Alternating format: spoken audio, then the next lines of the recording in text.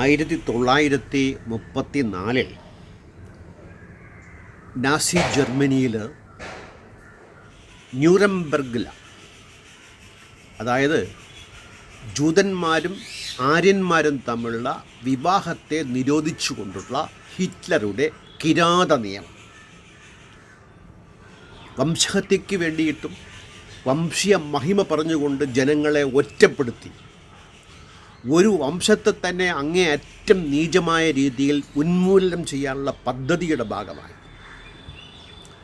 Hitler നടപ്പാക്കിയതാണ് മതങ്ങൾ തമ്മിലുള്ള ഇൻ്റർ marriage, Mishra വിവാഹം. ഇതിപ്പോൾ പറയാൻ കാരണം, നമ്മുടെ ഇന്ത്യ രാജ്യത്ത് UP-യിലെ മുഖ്യമന്ത്രി ആദിത്യനാഥ്, ഇന്ത്യയുടെ അടുത്ത പ്രധാനമന്ത്രിയാണ് അദ്ദേഹം ആ കിരാത നിയമത്തിൻ്റെ അതേ പാത പിൻപറ്റിക്കൊണ്ട് ലവ് ജിഹാദ് മറയാക്കിക്കൊണ്ട് തന്നെ ഒരു നിയമം പാസ്സാക്കിയെടുത്തിരിക്കുകയാണ്. CA പൗരത്വ ബിൽ. അത് പൗരത്വ ബിൽ ആവശ്യമാണ്, അത് വേണ്ട എന്ന് ആരും പറയില്ല. പക്ഷേ അത് നടപ്പിലാക്കുമ്പോഴുള്ള ഉദ്ദേശ ലക്ഷ്യം മുസ്ലിങ്ങളെ കണ്ണുവെച്ചുകൊണ്ടാണ്, വർഗീയത ഉണ്ടാക്കിയെടുക്കാൻ കൂടിയാണ് അത്തരത്തിലുള്ള ഒരു നിയമത്തിന് വേണ്ടിയിട്ട് ഇന്നത്തെ കേന്ദ്ര സർക്കാർ നീങ്ങുന്നതെങ്കിൽ മുത്തലാഖ്. ഹിന്ദു പാർട്ടിയാണ് BJP, ഭാരതീയ ജനതാ പാർട്ടി.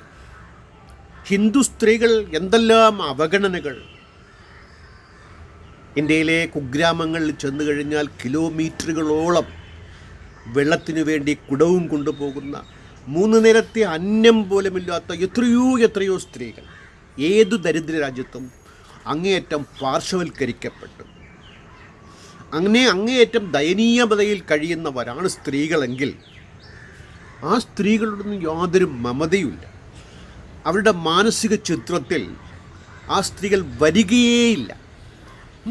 സ്ത്രീകളല്ല, മുത്തലാഖിൻ്റെ കാര്യത്തിൽ മുസ്ലിം സ്ത്രീകളാണ് ഇവരുടെ ഏറ്റവും പ്രധാനം.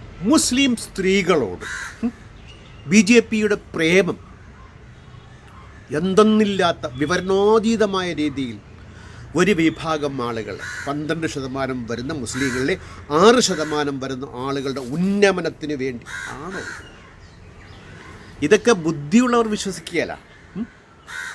മണ്ടന്മാർ ഇതിൽ വീണുപോകാം, ന്യായീകരണവുമായിട്ട് വരാം. കാർഷിക ബില്ല് പോലെ വിലപ്പോകാത്ത കാര്യങ്ങളാണ്. ഇതിൽ ഒരു വിഭാഗം ജനങ്ങളിലും, ചിന്തിക്കുന്ന ഒരു വിഭാഗം ജനങ്ങളൊക്കെ ഇതൊക്കെ തിരിച്ചറിയേണ്ടതുണ്ട് എന്നുള്ളതാണ്. പിന്നെ ഏകീകൃത സിവിൽ കോഡ് കേൾക്കുമ്പോൾ വാസ്തവത്തിൽ ന്യായമായ ഒന്നാണ്. ഒരു രാജ്യത്തെ ജനങ്ങൾക്ക് ഒരു ഏകീകൃത ക്രിമിനൽ കോഡ് ഉള്ളതുപോലെ ഒരു ഏകീകൃത സിവിൽ കോഡ്. ഈ രാജ്യത്ത് നേരിടുന്ന എത്രയോ പ്രശ്നങ്ങൾക്ക് പരിഹാരമുണ്ടാക്കാൻ വേണ്ടിയിട്ട് ലിസ്റ്റുകളുടെ മുൻനിരയുള്ളപ്പോൾ എത്രയെത്ര വിദ്യാഭ്യാസം, മെഡിക്കൽ, അങ്ങനെ ഇൻഫ്രാസ്ട്രക്ചർ മേഖലയിലും തൊഴിൽ മേഖലയിലും ആരോഗ്യ മേഖലയിലും ഒരുപാട് പ്രശ്നങ്ങൾ പരിഹരിക്കാനുള്ളപ്പോൾ ഇതൊക്കെ പറഞ്ഞുകൊണ്ട് ഏകീകൃത സിവിൽ കോഡ് വേണ്ടെന്നല്ല ഞാൻ പറയുന്നത്. ആ പ്രശ്നങ്ങളെയൊക്കെ അങ്ങേയറ്റം തൃണവൽഗണിച്ചുകൊണ്ട് തന്നെ അർഹിക്കുന്ന പ്രാധാന്യം നൽകാതെ തന്നെ ഇതിൽ മാത്രം ഊന്നി പറയാൻ കാരണം 47-ലെ ഡിവൈഡ് ഇന്ന് ഇന്ത്യയിൽ ഉണ്ടാക്കിയെടുക്കാനുള്ള കുൽസിത ശ്രമത്തിൻ്റെ ഭാഗം. ഒരു വിഭാഗം ജനങ്ങളെ അകറ്റി നിർത്തിക്കൊണ്ട് അവരെ ശത്രു എന്ന് മുദ്ര കുത്തിക്കൊണ്ട് ഉത്തരേന്ത്യൻ ഗ്രാമങ്ങളിലെ മുസ്ലിങ്ങൾ എന്തൊരു ദ്രോഹമാണ് BJP-ക്കും ഹിന്ദുക്കൾക്കും ചെയ്യുന്നത്. എന്തു ചെയ്യാൻ അവർക്ക് സാധിക്കും? പാകിസ്ഥാനിലെ മുസ്ലിങ്ങൾ ഹിന്ദുക്കളെ പീഡിപ്പിക്കും.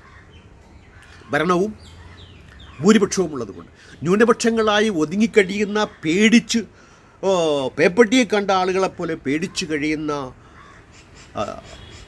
ഉത്തരേന്ത്യൻ മുസ്ലിങ്ങൾ, പ്രത്യേകിച്ച് സ്ത്രീകളൊക്കെ, ഞാൻ നേരത്തെ പറഞ്ഞ ഹിന്ദു ഗ്രാമങ്ങളിലെ സ്ത്രീകൾ അനുഭവിക്കുന്ന അതുപോലെയോ അതിനേക്കാൾ ഏറെയോ ദരിദ്രരേഖയ്ക്ക് താഴെ കിടന്ന് നരകയാതന അനുഭവിച്ച് ജീവിതത്തെ തള്ളി നീക്കാൻ പെടുന്ന ആളുകളോടുള്ള സ്നേഹം നോക്കൂ. സിവിൽ കോഡ് സിവിൽ കോഡ് നമുക്ക് ആവശ്യമാണ്. BJP പറയുന്ന സിവിൽ കോഡ് BJP പറയുന്നതിൻ്റെ ഉദ്ദേശം മറ്റൊന്നാണ്. അതെല്ലാവർക്കും പകൽ പോലെ വ്യക്തമാകുന്ന കാര്യമാണ്. ഡിവിഷൻ ഉണ്ടാക്കിയെടുക്കുക, വർഗീയത ഉണ്ടാക്കിയെടുക്കുക, അവൻ ശത്രു എന്ന് ചൂണ്ടിക്കാണിച്ചുകൊണ്ട് 10 വോട്ട് നേടി സർവ്വ കൊള്ളരുതായ്മയും കാണിക്കാൻ വേണ്ടിയിട്ട്. കർഷകരോട് എന്ത് സ്നേഹമുണ്ട്? 10-20 ദിവസമായിട്ട് കൊടും തണുപ്പിൽ ഇന്ത്യയിൽ എമ്പാടുമുള്ള കർഷകർ അവിടെ വന്ന് തമ്പടിച്ചു തന്നെ സമരം ചെയ്യുമ്പോൾ നീ തണുപ്പിൽ കിടന്ന് ചെത്താൽ ഞങ്ങൾക്കെന്ത്? ചങ്ങാത്ത മുതലാളിത്തത്തിന് വേണ്ടി ഞങ്ങൾ എന്ത് കണ്ടില്ല എന്ന് നടിക്കും, വേണമെങ്കിൽ വെടിവെച്ചുകൊള്ളും. അത്തരത്തിലാണ് ഇവരുടെതാണെങ്കിൽ അയോധ്യ പ്രശ്നം. അങ്ങനെ എണ്ണി നോക്കുകയാണെങ്കിൽ ലവ് ജിഹാദ് ഇപ്പോൾ ഇല്ലാത്ത ഒരു സാധനമാണ്. അതായത് ഈ ഭൂതം, പ്രേതം, പിശാചി, ജിന്ന് ഇതൊക്കെ വിശ്വാസിയുടെ മസ്തിഷ്കത്തിൽ ജീവിക്കുന്നത് പോലെ BJP ബുദ്ധികേന്ദ്രങ്ങളുടെ മസ്തിഷ്കത്തിൽ മാത്രം ജീവിക്കുന്ന ലവ് ജിഹാദ്. ഇന്ത്യയിലെ മുസ്ലിങ്ങൾ ആകെ പേടിച്ചു ജീവിക്കുകയാണ്. BJP എന്ന RSS എന്ന കിരാത സംഘടനയെ പേടി സ്വപ്നമായി കണ്ടുകൊണ്ട് ഇഞ്ചിനിഞ്ച് മരിച്ചു ജീവിക്കുന്നവരാണ് മുസ്ലിങ്ങളെങ്കിൽ അവർ സംഘടിതമായിട്ട് ഹിന്ദു സ്ത്രീകളെ മതം മാറ്റാൻ പ്രേരിപ്പിക്കുമോ? സാമാന്യ യുക്തി കൊണ്ട് ഒറ്റപ്പെട്ട കേസുകൾ, നമ്മൾ ഹാദിയ കേസ് കണ്ടു, അതൊക്കെ സ്നേഹത്തിൻ്റെ പേരിലാണ്. നമുക്ക് വഴിയെ നോക്കാം. ഗർവാസ്പസി തിരിച്ചു വരൂ. വ്യക്തിക്കുള്ള സ്വാതന്ത്ര്യത്തെയാണ് വ്യക്തി സ്വാതന്ത്ര്യം എന്നിവർക്ക് പ്രശ്നമേ. ജനസ്വാതന്ത്ര്യം, ജനഹിതം, ജനത്തിൻ്റെ താല്പര്യം, ജനത്തിൻ്റെ ഗുണം, ഇതൊന്നും ഫാസിസ്റ്റുകൾക്ക് വിഷയമല്ല. അവർക്ക് ജനത്തെ പറ്റിച്ചുകൊണ്ട് ചിന്തിക്കാൻ കഴിവില്ലാത്തവരെ അങ്ങേയറ്റം മതത്തിൻ്റെയും വർഗീയതയുടെ പേര് പറഞ്ഞ് വേർതിരിച്ച് നിർത്തിക്കൊണ്ട് അതിൽ നിന്ന് രക്തമൂറ്റി കുടിക്കുന്ന ചെന്നായയെപ്പോലെ ബീഫ് ബാൻ നടപ്പുള്ള കാര്യമാണോ? നടപ്പിലാക്കി കഴിഞ്ഞപ്പോൾ ആട്ടിറച്ചി കൊണ്ടുപോയ ആളെപ്പോലും മാട്ടിറച്ചി എന്ന് പറഞ്ഞുകൊണ്ട് തല്ലിക്കൊല്ലുന്ന, ജനം കൂടി തല്ലിക്കൊള്ളുന്ന, ജനത്തെ ഇളക്കി വിട്ട് തന്നെ ഇന്ന് പശുവിനെ പ്രേമിക്കാൻ എന്തിരിക്കുന്നു? അഗ്രികൾച്ചറിൽ പശുവിന് എന്ത് സ്ഥാനമുണ്ട്? പശു പാല് തരുന്നുണ്ട്, തീർച്ചയായിട്ടും വളർത്തപ്പെടേണ്ട മൃഗമാണ്, നമ്മൾ മെരുക്കിയെടുത്ത മൃഗമാണ്, നമ്മുടെ മാതാവല്ല, അതിൻ്റെ മാതാവാണ് നമ്മൾ. അത്തരത്തിലൊരു മൃഗമില്ല വാസ്തവത്തിൽ. നമ്മൾ ക്രോസ് ബ്രീഡിങ്ങിലൂടെയൊക്കെ വളർത്തിയെടുത്ത് നായയെ പോലെ ഉണ്ടാക്കിയെടുത്ത ഒന്നാണ് ഇതിനെ സംരക്ഷിക്കണമെന്ന് പറഞ്ഞാലോ നമ്മൾ എത്രയോ കോഴികളെ ദിനം പ്രതി കശാപ്പ് ചെയ്യുന്നുണ്ട്, എത്രയോ ബാക്ടീരിയകളെ നമ്മൾ മനുഷ്യൻ്റെ ചക്രത്തിൽ അതൊക്കെ ഒഴിവാക്കാൻ ഭാഗത്തിൽ ഒഴിവാക്കേണ്ട രീതിയിൽ മൊറാലിറ്റിക്ക് വേണ്ടിയിട്ട് ഒഴിവാക്കേണ്ടതുണ്ട് എങ്കിൽ തന്നെയും പകരം ഒരു സംവിധാനമില്ലാതെ ഉത്തരേന്ത്യൻ ഗ്രാമങ്ങളിലെ ഈ പറഞ്ഞ ദരിദ്ര നാരായണന്മാർക്ക് അല്പം പ്രോട്ടീൻ കിട്ടുന്ന ആഹാരം വിശ്വാസത്തിൻ്റെ പേരിൽ നിഷേധിക്കുന്ന പോലത്തെ കോടത്തം, വിഡ്ഢിത്തം, വങ്കത്തം, ഹൂങ്ക്, അഹങ്കാരം, ഇതൊക്കെ ഫാസിസത്തിൻ്റെ മുഖമുദ്രയാണ് കേട്ടോ.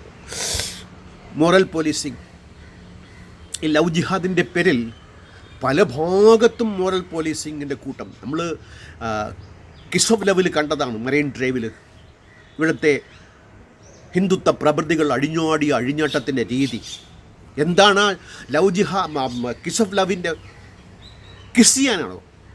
മനസ്സിലാക്കാനുള്ള കഴിവില്ലാത്ത ഒരു കൂട്ടം ആളുകളെ അങ്ങേയറ്റം വർത്തമാനം പറഞ്ഞ് കിംവദന്തികളും ഇല്ലാക്കഥകളും പൊല്ലാക്കഥകളും പൊയ്ക്കോലങ്ങളും ഉയർത്തിക്കൊണ്ടാണ് ഇന്ത്യയെ അങ്ങേയറ്റം മതം പതിപ്പിക്കാൻ വേണ്ടിയിട്ട് നീണ്ട പിൻതലമുറയിലേക്ക് ആനയിച്ച് തൊടാൻ പാടില്ലാത്ത മനുഷ്യൻ, തീണ്ടാൻ പാടില്ല മനുഷ്യൻ, 8 അടി മാറി നിൽക്കേണ്ടവൻ, പകൽ പുറത്തിറങ്ങാൻ അവകാശമില്ലാത്തവൻ,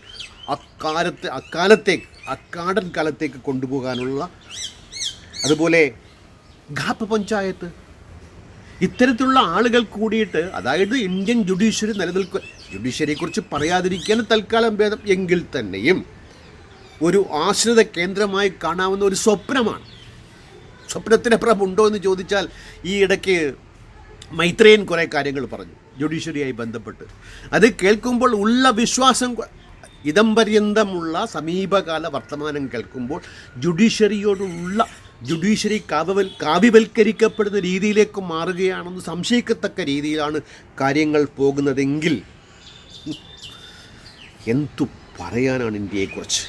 ഇത്തരത്തിൽ മുസ്ലിങ്ങളെ ഒരു ഭാഗത്ത്, ക്രിസ്ത്യാനികളെ ഒരു ഭാഗത്ത്, കമ്മ്യൂണിസ്റ്റുകളെ ഒരു ഭാഗത്ത് നിർത്തിക്കൊണ്ട് പ്രത്യേകിച്ച് മുസ്ലിങ്ങളെ ആ വിഭജനത്തിൻ്റെ മുറിവ് പേർന്ന അന്നത്തെ ആ വ്രണം ഉണങ്ങാതിരിക്കുന്ന ജനങ്ങളുടെ ഇടയിൽ ഇത്തരം വേർതിരിവുകൾ ഉണ്ടാക്കിക്കൊണ്ട് നീ ദുഷ്ടൻ, പാപി, വെറുക്കപ്പെടേണ്ടവൻ, കൊല്ലപ്പെടേണ്ടവൻ, നിഷ്കാസനം ചെയ്യപ്പെടേണ്ടവൻ, വംശഹത്യയ്ക്ക് വിധേയമാകേണ്ടവൻ എന്നൊക്കെ പറഞ്ഞുകൊണ്ട് ജനത്തെ ഇളക്കി വിട്ടുകൊണ്ട് ഈ രാജ്യത്തെ മുന്നോട്ട് നയിക്കാനാണെങ്കിൽ ഉദ്ദേശമെങ്കിൽ ഇവിടെ എന്തായിരിക്കും ഫലം? ചരിത്രങ്ങൾ നമ്മുടെ മുമ്പിലുണ്ട്, എടുത്തു മനസ്സിലാക്കിയാൽ ചോദിക്കും. ഇനി നമുക്ക് ഈ ലവ് ജിഹാദിൻ്റെ വിഷയമാണ് ഇപ്പോൾ സംസാരിക്കാനുള്ളത്. നമ്മൾ പ്രധാനമായി സംസാരിക്കുന്നത് തന്നെ യു പിയിലെ ആദിത്യനാഥിൻ്റെ ആ കിരാത നിയമത്തെക്കുറിച്ചാണ്. ലവ് ജിഹാദിനെതിരെയുള്ള പ്രൊട്ടക്ഷൻ നിയമം, മതം മാറ്റ പ്രൊട്ടക്ഷൻ നിയമം, അതിനെക്കുറിച്ചാണ് സംസാരിക്കുന്നത്. മനുസ്മൃതി പറയുന്നത് നമുക്ക് തൽക്കാലം 2-3 മതങ്ങൾ ഈ മിശ്രവിവാഹത്തെക്കുറിച്ച് എന്ത് പറയുന്നു എന്ന് നോക്കിയിട്ട് കാര്യത്തിലേക്ക് പോകാം. മനുസ്മൃതി പറയുന്നത് തമ്മിൽ വിവാഹം ജാതി വിട്ടുള്ള വിവാഹം പോലും നിഷിദ്ധമാണ്, പാടില്ല. വർണ്ണങ്ങളായി വിഭജിച്ചുകൊണ്ട്, തട്ടുതട്ടുകളായി അങ്ങനെ വിഭജിച്ചുകൊണ്ടുള്ള അംബേദ്കർക്ക് എത്ര സമരം ചെയ്യേണ്ടി വന്നു. അതൊക്കെ ഏശിയില്ല എന്ന് കാണുമ്പോൾ, അതൊക്കെ പെട്ടില്ല എന്ന് കാണുമ്പോൾ എത്ര നിരാശയും സങ്കടവും ഭയവും തോന്നുന്നു. അത്തരത്തിൽ ജാതിശ്രേണിയിലുള്ള ആളുകൾ തമ്മിൽ വിവാഹം പാടില്ല എന്നു മനുസ്മൃതി അങ്ങേയറ്റം ഉദ്ഘോഷിക്കുമ്പോൾ ഇന്ത്യൻ ഗ്രാമങ്ങളിലെ ജനങ്ങൾ ഇന്നും അത് കൂടുതൽ പിന്തുടരുന്നു എങ്കിൽ തന്നെയും നഗരങ്ങളിൽ ചെറിയ വ്യത്യാസങ്ങൾ ഉണ്ടാകുന്നു എന്നുള്ളതാണ്. ഈ കാസ്റ്റ് മാരേജ്, പ്രത്യേകിച്ച് ഇൻ്റർ കാസ്റ്റ് മാരേജിൻ്റെ അകത്ത്, അതുപോലെ ഇൻ്റർ റിലീജിയൻ മാരേജിൽ വളരെ മിനിസ്ക്യൂളായിട്ട്, വളരെ ന്യൂനപക്ഷം, ജനസംഖ്യയുടെ 0.1% എന്ന് പറയത്തക്ക രീതിയിൽ വർഷത്തിൽ ഏകദേശം 50,000 ഇൻ്റർ റിലീജിയൻ മാരേജ് നടക്കുന്നു എന്നാണ് ഒരു കണക്കിൽ ഞാൻ വായിച്ചതെങ്കിൽ ഇതിലൊരു പുരോഗമനം കാണാനുള്ള നമുക്ക് ഒരു മുൻ ചരിത്രത്തിൻ്റെ അല്ലെങ്കിൽ ഇന്നത്തെ നാട്ടു നടപ്പിൻ്റെ ഇന്നിൻ്റെ വർത്തമാനത്തിൽ കണ്ടുപഠിക്കാൻ ഒരു ഉദാഹരണമുണ്ട്. ജൂതന്മാർക്കും അവരുടെ മതാചാരപ്രകാരം വിവാഹം മറ്റുള്ളവരുമായി കഴിക്കാൻ ബുദ്ധിമുട്ടുണ്ടായിരുന്നുവെങ്കിലും പതുക്കെ പതുങ്ങനെ അത് മാറി ഇന്ന് അമേരിക്കയിൽ ജൂതന്മാർ ഏകദേശം 47% ജൂതന്മാരും ഇൻ്റർ റിലീജിയൻ മാരേജിൽ, അതായത് ജൂതന്മാരിതര ആളുകളുമായി വിവാഹത്തിൽ ഏർപ്പെടുന്ന ഒരു മഹനീയ, ജൂതന്മാർ കൊള്ളരുതാത്തവരാണ്, വെറുക്കപ്പെടേണ്ടവരാണ്. പക്ഷേ ഇവിടെ ഇക്കാര്യത്തിൽ മാതൃകയായി നിൽക്കുന്ന ഏക ജനതയാണ് ജൂതന്മാർ. അതുപോലെ കാത്തലിക്സ്, ക്രിസ്ത്യാനികൾ പല വിഭാഗങ്ങളുണ്ട്, ഓരോന്നിനെടുത്ത് പരിശോധിക്കുമ്പോൾ സമയം പോകുന്നതുകൊണ്ട് കാത്തലിക്സിനെ നോക്കാം. കാത്തലിക്സിലും പണ്ട് അനുവദിച്ചില്ലായിരുന്നുവെങ്കിൽ ഇന്നത്തെ കാലഘട്ടത്തിൽ അത് ചർച്ചിൻ്റെ സമ്മതത്തോടു കൂടി ഡിസ്പെൻഷൻ ഫ്രം ഡിസ്പാരിറ്റി ഓഫ് കൾട്ട് എന്ന പേരിൽ അറിയപ്പെടുന്ന സമ്മതപത്രം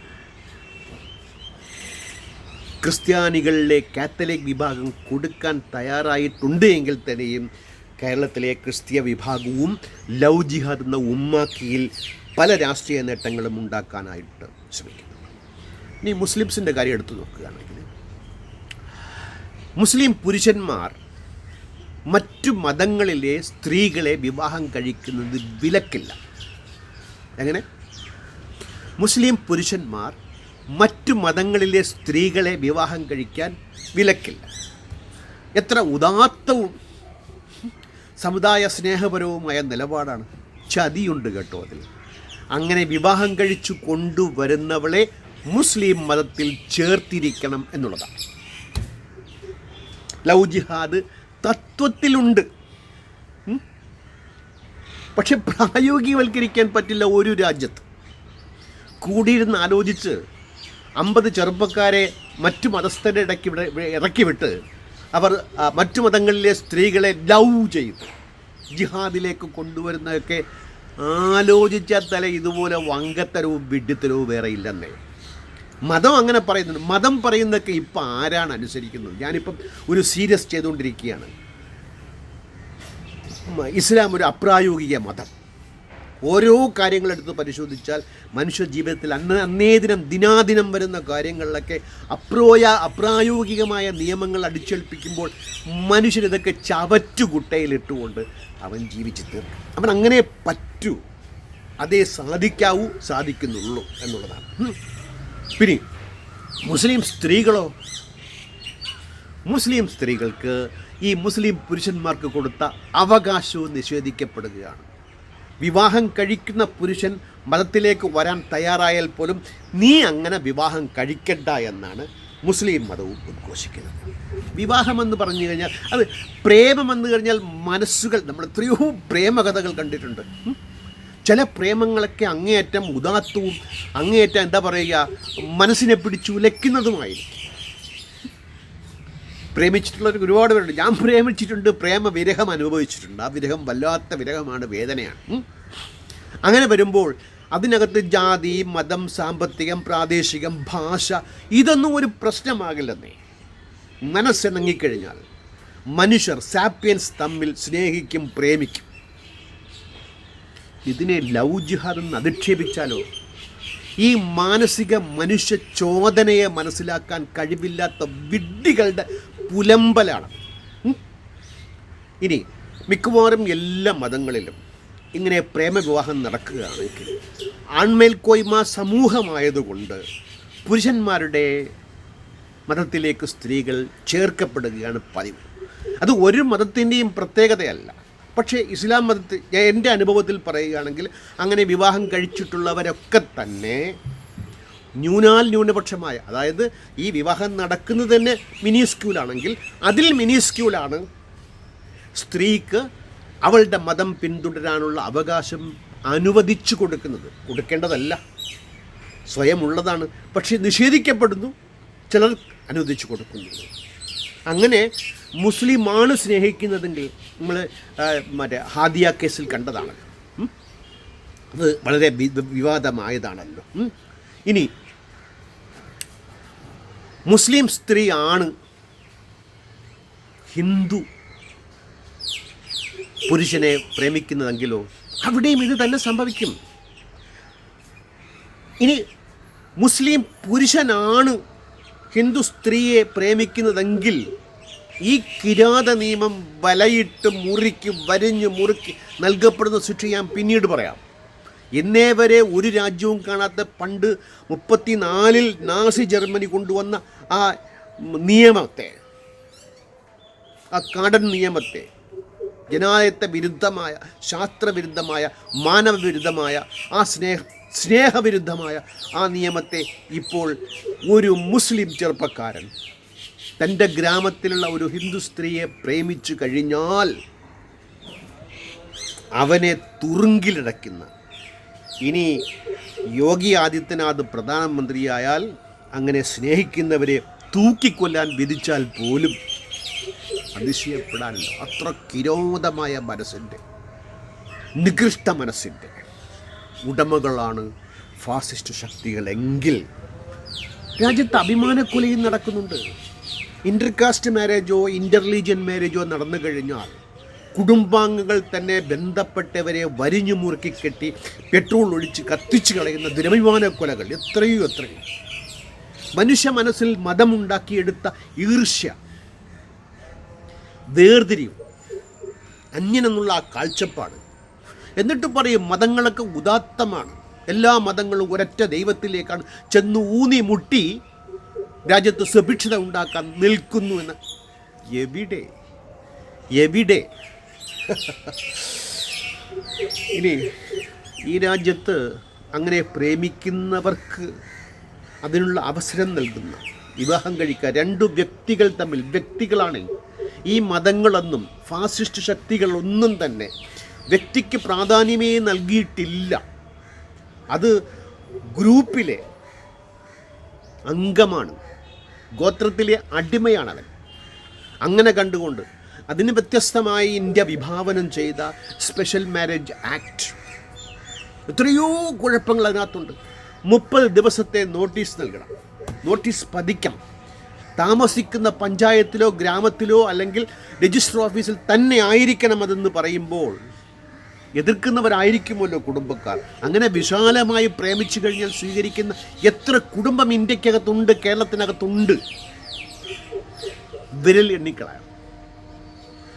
അവരറിയില്ലേ ഈ മോറൽ പോലീസും ഈ തലയ്ക്ക് ഭ്രാന്ത് മൂത്ത വർഗീയവാദികളുടെ പേക്കൂത്ത് ഈ നോട്ടീസിൽ പതിഞ്ഞു കഴിഞ്ഞാൽ ഈ ദമ്പതികളുടെ, ഈ പ്രേമകാംക്ഷികളുടെ നില എത്രമാത്രം പരുങ്ങലായിരിക്കും. ഒരു ഉള്ള നിയമത്തിൽ പോലും ഇത്രത്തോളം പഴുതുകളും ദോഷങ്ങളും ഇടങ്കോലിടലുള്ളപ്പോഴത്തേക്കും ഉള്ളതുപോലും എടുത്ത് കളയുന്ന ഒരവസ്ഥയിലേക്ക് ഇന്ത്യയെ കൊണ്ടുപോകാൻ മിശ്രവിവാഹം. കേരള യുക്തിവാദി സംഘത്തിൽ ഒരു ഹമീദ് സാർ ഉണ്ടായിരുന്നു, ബാലരാമപുരത്ത്. അദ്ദേഹം മിശ്രവിവാഹം കഴിച്ച ആളാണ്. അദ്ദേഹം ഈ മിശ്രവിവാഹത്തിൻ്റെ അങ്ങേയറ്റം പ്രോക്താവാണ്. എൻ്റെ അദ്ദേഹത്തിൻ്റെ വാദഗതികളൊക്കെ എനിക്ക് സ്വീകാര്യമെങ്കിൽ അല്ലെങ്കിൽ തന്നെ അദ്ദേഹം പറയും ലോകത്തെ എല്ലാ പ്രശ്നങ്ങൾക്കും പരിഹാരമായി, മതമുണ്ടാക്കുന്ന പ്രശ്നങ്ങൾക്ക് പരിഹാരമായി നമുക്ക് കാണാവുന്നത് മിശ്രവിവാഹമാണ്. 100% ശരിയല്ലെങ്കിലും അതിനകത്ത് ഒരുപാട് ശരിയെന്നുള്ളതാണ്.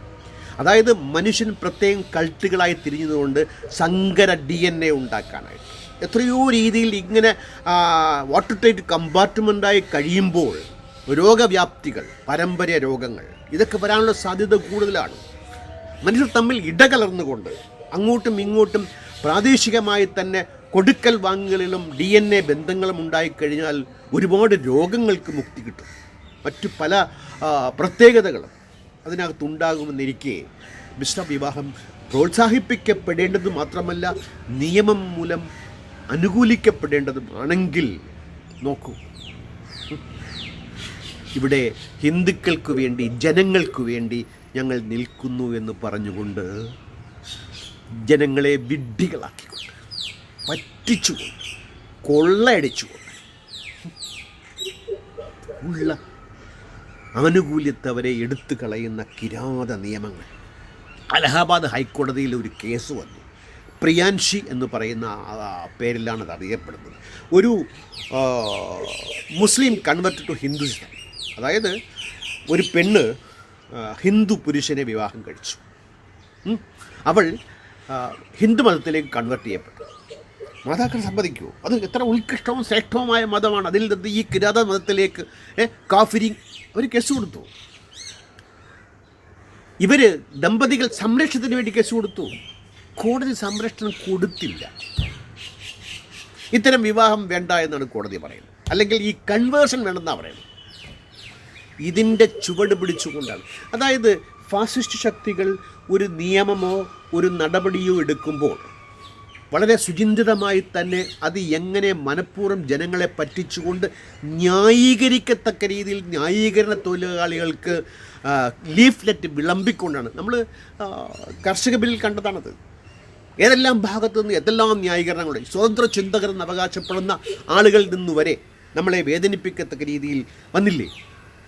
ഇതാണ് അവരുടെ തന്ത്രം. അത്തരത്തിൽ ഞങ്ങൾ കോടതി വിധിയെ മാനിച്ചുകൊണ്ട് കോടതിയുടെ ബഹുമാനവും ശബരിമലയിൽ കണ്ടതാണ്.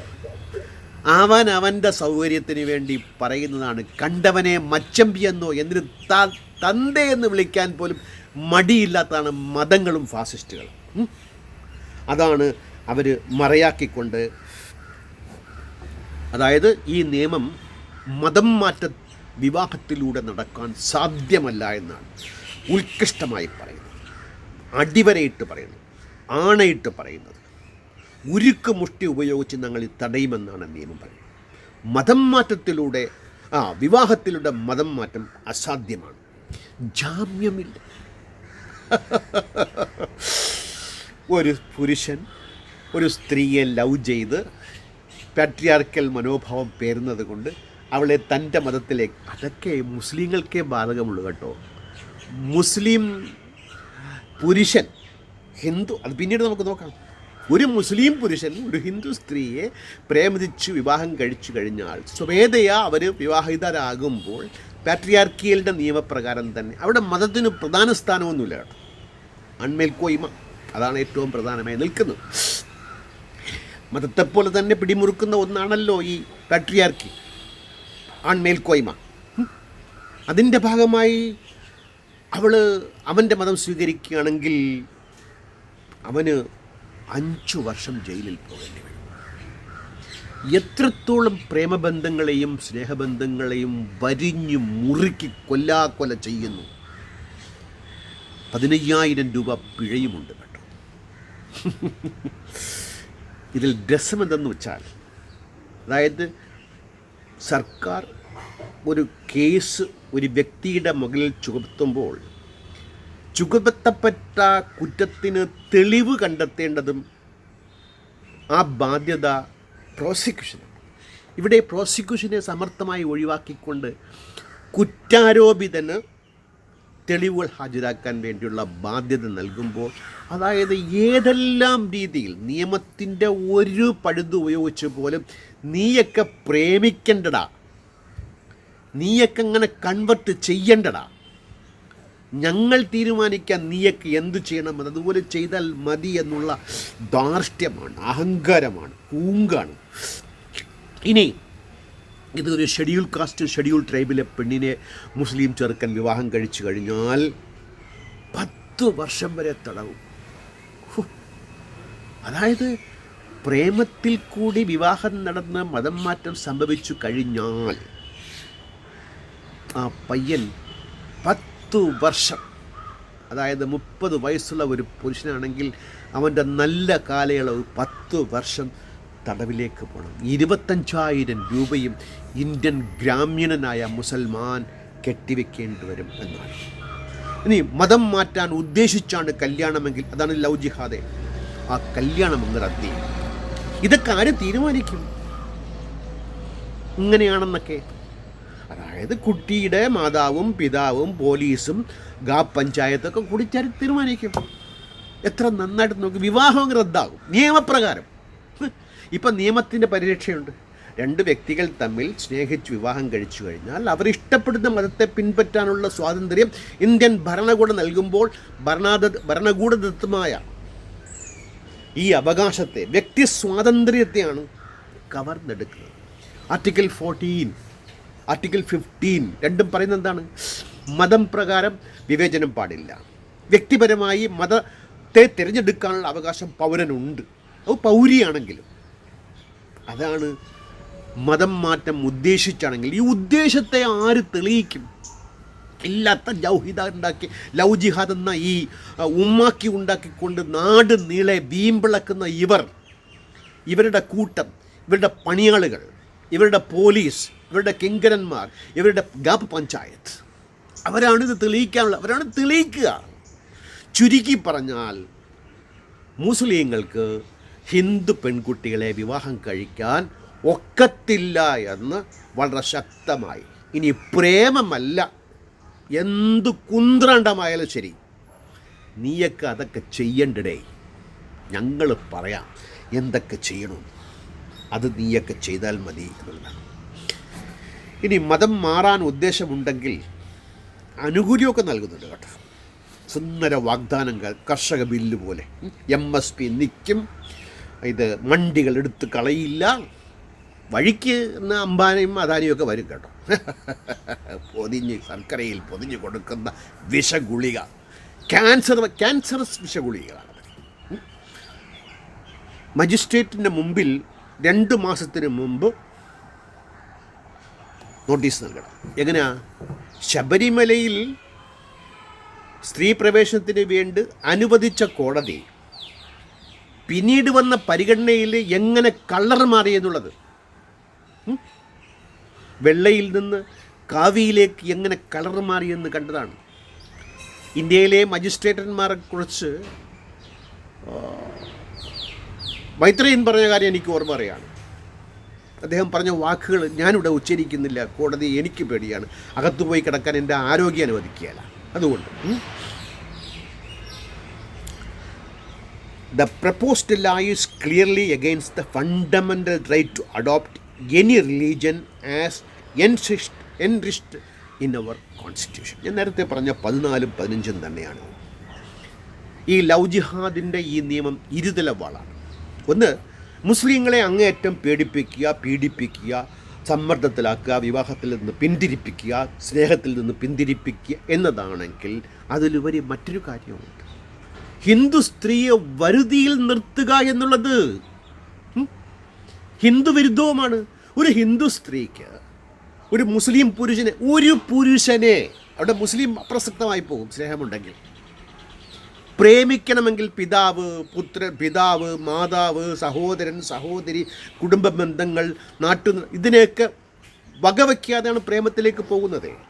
അങ്ങനെ പൊക്കഴിഞ്ഞാൽ ആ പ്രേമത്തിൻ്റെ ഉദാത്തത അവിടെ ആ സ്ത്രീയോട് പറയുകയാണ്, നീ പ്രേമിക്കണ്ടടി, നീ ആരടി പ്രേമിക്കാൻ, പോടി വീട്ടിലേക്ക്, അടങ്ങി ഒതുങ്ങി കഴിഞ്ഞോളടി. എത്ര സ്ത്രീ വിരുദ്ധമായ ഒരു ഇരുതല വാൾ ആണ്. ഒരു സ്ത്രീ ശിക്ഷിക്കപ്പെടുന്നു വെച്ചോളൂ. സ്വതവേ തന്നെ ഈ പ്രേമവിവാഹത്തിൽ ഏർപ്പെട്ട് കഴിഞ്ഞാൽ നിഷ്കാസനം ചെയ്യപ്പെടുകയാണ് കുടുംബത്തിൽ നിന്ന്. ഇനി ഭർത്താവ് ജയിലിലായിൽ അവൻ 10 വർഷത്തേക്ക് ജയിലിലേക്ക് പോയി പിഴയും അടച്ചു കഴിഞ്ഞാൽ ഈ സ്ത്രീയുടെ അവസ്ഥ എന്താകും എന്നാലോചിച്ച് നോക്കും. ആഫ്റ്റർ എഫക്ട്സ്, എന്ത് ആഫ്റ്റർ എഫക്ട്സ്. വോട്ട് തരൂ, ഞങ്ങൾ അദാനിക്കും അംബാനിക്കും വേണ്ടിയിട്ട് ഭരിച്ചു മുടിക്കട്ടെ. നീയൊക്കെ തെരുവിൽ കൂടി നടന്നു മരിച്ചാലും കോവിഡ് വേളയിൽ ഇതൊന്നും പ്രശ്നമല്ല. പക്ഷേ ഞങ്ങൾ ഹിന്ദുക്കൾ ഒന്നാണെന്ന് പറഞ്ഞുകൊണ്ടേയിരിക്കും. നിങ്ങൾ ഒന്നാവുക ഞങ്ങൾക്ക് വേണ്ടിയിട്ട്. ഇന്ത്യയിലെമ്പാടുമുള്ള എക്സ്ട്രാ ജുഡീഷ്യൽ അതോറിറ്റിയാണ് ഗാപ്പ് പഞ്ചായത്ത്. എന്ത് നടപടിയെടുത്തു?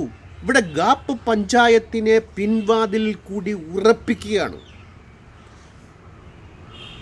ഈ നടന്നു എന്ന് തീരുമാനിക്കേണ്ടത് ആരെങ്കിൽ, ഉദ്ദേശമുണ്ട് എന്ന് തീരുമാനിക്കേണ്ടത് ആരെങ്കിൽ, അവിടെ ഗാപ്പ് പഞ്ചായത്ത് പല വഴഞ്ഞപടികൾ കൂടെ പിൻവാതിൽ കൂടി രംഗത്ത് വരും എന്നുള്ളതും നമുക്ക് കാണാതിരിക്കാൻ പാടില്ല.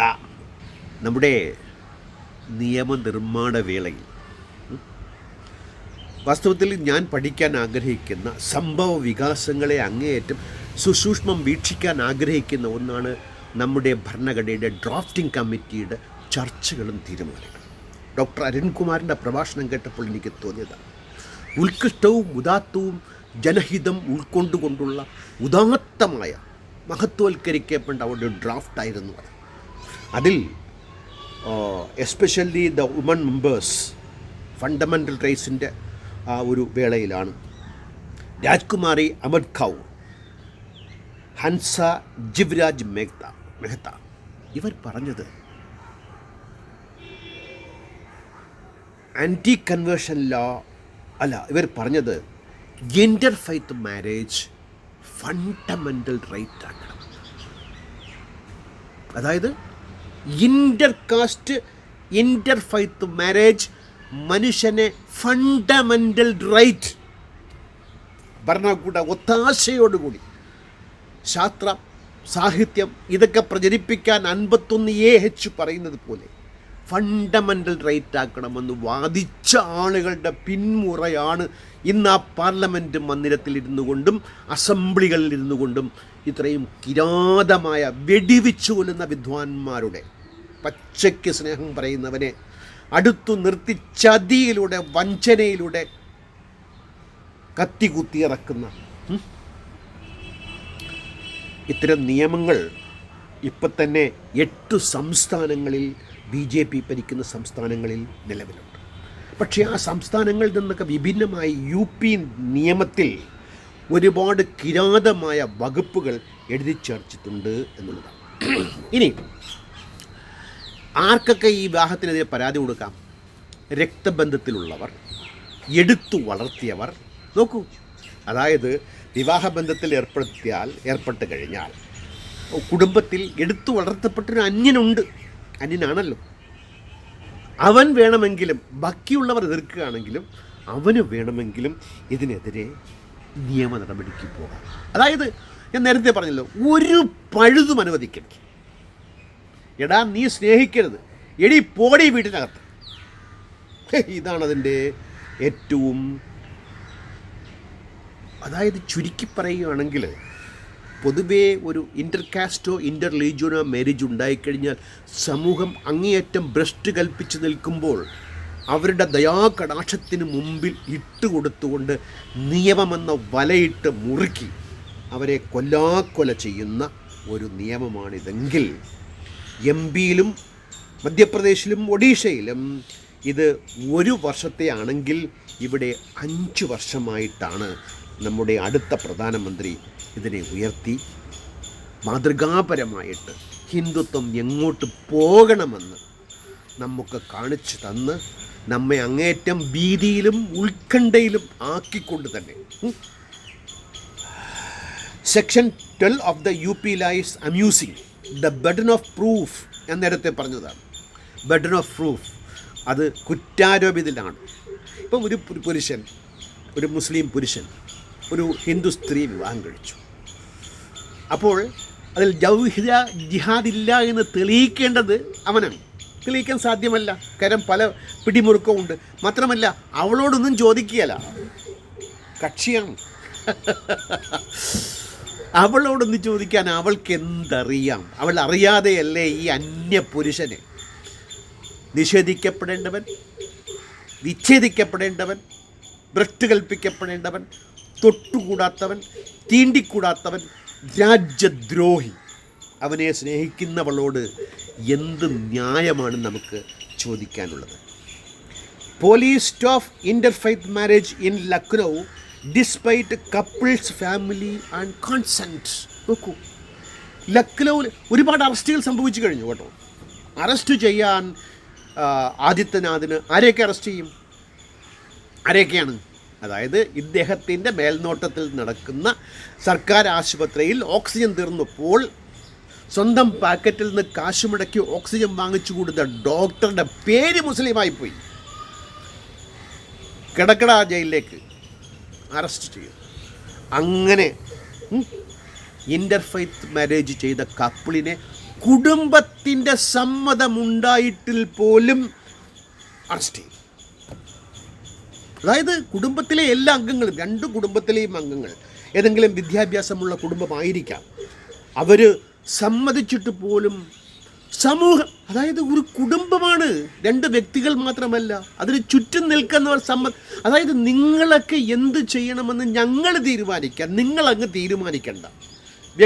നിങ്ങൾ വ്യക്തികളല്ല, നിങ്ങൾ ഈ ഗോത്രത്തിൻ്റെ അടിമകളാണ്, ഞങ്ങൾ തീരുമാനിക്കാമെന്ന UP chief minister has threatened violence against Muslims.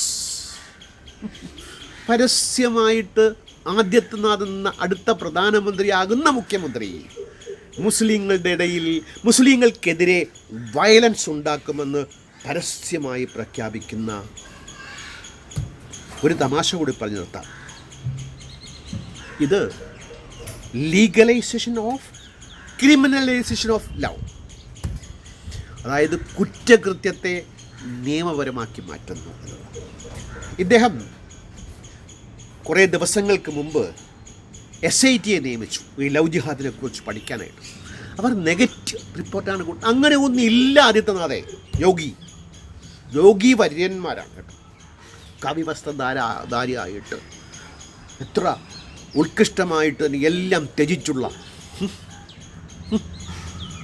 അദ്ദേഹത്തിനോട് അദ്ദേഹത്തിൻ്റെ SIT പറഞ്ഞു, സ്പെഷ്യൽ ഇൻവെസ്റ്റിഗേഷൻ ടീം, സാറേ അല്ല യോഗി അങ്ങനെയൊന്നുമില്ല, പോടോ അങ്ങനെയൊന്നുമില്ല എന്ന്. അങ്ങനെ ഇല്ലെങ്കിൽ നമ്മൾ എന്ത് ചെയ്യും? Hindutva organisations have openly given a call, ബേട്ടി ബച്ചാവോ ബാഹുലാവോ. ഇതൊക്കെയാണ് മുദ്രാവാക്യങ്ങൾ. ബംഗാളിൽ Hindu Samhati had a special project to marry a Muslim woman to Hindu men and convert. അതായത് ഇങ്ങനെ മുസ്ലിങ്ങൾ ഹിന്ദു സ്ത്രീകളെ വിവാഹം കഴിച്ചാൽ കൊല്ലാക്കൊല ചെയ്ത് 10 വർഷം ജയിലിലടയ്ക്കാൻ നിയമമുള്ളപ്പോൾ അതേ അടുത്ത സംസ്ഥാനമായ ബംഗാളിൽ ഇനി അടുത്ത പ്രാവശ്യം ആദിത്യനാഥിൻ്റെ സഹോദരൻ ഭരിക്കാൻ പോകുന്ന ബംഗാളിൽ ഹിന്ദു സംഹതി ഉണ്ടാക്കിയെടുത്തുകൊണ്ട് ഇവരെ പോറ്റി വളർത്തുന്ന മൂലകൃതികൾ, അടിസ്ഥാന വർഗം, അവർ പറയുന്നത് ഹിന്ദു സുഹൃത്തുക്കളെ ഹിന്ദു സഖാക്കളെ, ഹിന്ദു എന്താ പറയുക, ശ്രീ നീ ചെന്ന് മുസ്ലിം സ്ത്രീയെ പ്രേമിച്ച് ഇങ്ങോട്ട് കൺവെർട്ട് ചെയ്യൂ. നടപടിയെടുക്കുമോ ആരെങ്കിലും?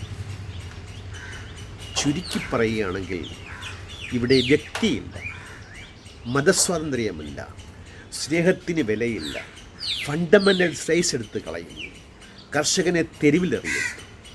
പാൻഡമിക് ഉണ്ടായിക്കഴിഞ്ഞാൽ റോഡിലൂടെ നടന്ന് ജനലക്ഷങ്ങൾ ട്രെയിൻ കയറി മരിക്കുന്നു. പെട്രോളിൻ്റെ കൊള്ള നടത്തിക്കൊണ്ട്, ഗ്യാസ് വില കൂട്ടിക്കൊണ്ട്, എന്തെല്ലാം നടത്തിയാലും കേരളത്തിലും രണ്ടാം കക്ഷിയായി BJP വളർന്നുകൊണ്ടിരിക്കുമ്പോൾ ഉന്മാദിക്കാം, അർമാദിക്കാം, സ്നേഹിക്കാം, അങ്ങനെ ആനന്ദഭരിതമായിട്ട് ജീവിതത്തെ മുന്നോട്ട് നയിക്കാൻ കഴിയട്ടെ എന്ന് അഭ്യർത്ഥിച്ചുകൊണ്ടും ആഗ്രഹിച്ചുകൊണ്ടും അടുത്ത അധ്യായത്തിൽ കാണുന്നത് വരെ നന്ദി, നമസ്കാരം, ഗുഡ് ബൈ.